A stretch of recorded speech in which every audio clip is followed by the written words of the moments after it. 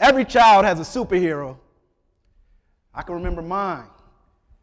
Borrowing capes from mom's linen closet, trying to get my fresh bowl of cereal so I can get ready for my Saturday morning cartoons.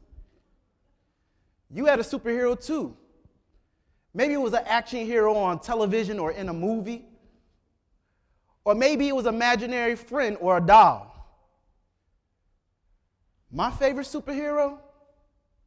That's easy. It was my 7th grade social studies black male teacher, Mr. Brian Freeland. Right now, currently, black men make up 2% of the U.S. teacher workforce. That means millions of children reported early morning to school today, and whether they internalized it or not, there was a growing diversity gap among their teachers. Nothing disturbs the learning. Know your history or you're doomed to repeat it.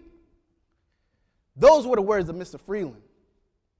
Because when you entered inside his classroom, not only was he skilled at teaching the content, he taught you about life. He taught us about mass incarceration, the study of our indigenous people, how to be champions in our communities. Fast forward to summer 2006. I'm in college looking for my first summer job. I applied to be a residence advisor at the Lemoyne College Upward Bound program in Syracuse, New York. I was responsible for managing 40 black and Latino boys for a 7-week intensive college prep program. It was terrifying. It was terrifying in the sense that I felt so connected to these students that I wanted them to succeed because I knew they had to meet this high bar. And if they fell below that, they would risk falling through the cracks. Another ruined potential, another missed opportunity. So after this 7-week intensive summer program, we're at the closing ceremony, auditorium full of parents, community members, and I have to give the closing remarks. I began my speech to bid my students farewell for the rest of the summer, and they interrupt me right in the middle of my speech.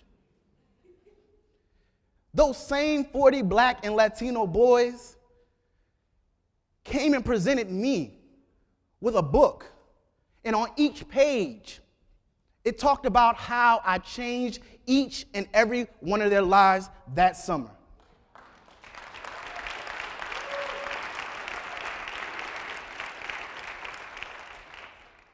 For me, I was an emotional wreck because at that moment, I realized that the impact that Mr. Freeland had on me had come full circle. And now the superhero that I saw in Mr. Freeland, I was representing to somebody else. See, black male educators matter. Because when a black boy says, it's because of you that I want to go to college, black male educators matter. Because we're just not good for just black students. We're good for all students, including white students.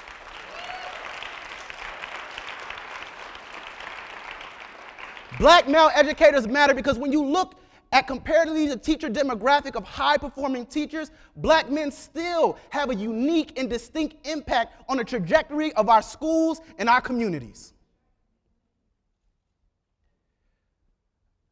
The Fellowship, Black Male Educators for Social Justice, our work and role right now is working with school districts all across the country to open up the pipeline and gain more access for black males to access this profession, become the change that they want to see, to be the transformative figures in others' lives like Mr. Freeland was in mine and like I was to my summer students.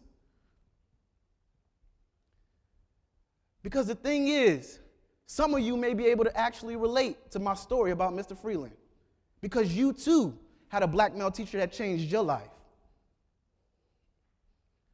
But the reality is, the majority of us in this room right now will never know that story. And well, I just think that's unfortunate and unacceptable. Let's change the narrative for our children. Let's increase the number of black male educators in Philadelphia right now, our pilot city. We are looking to add 1,000 black male teachers by the year 2025. Because all people, all children, can benefit from the teachings of a highly effective black male educator. Because let's face it, 2%, well, that's not enough. Thank you.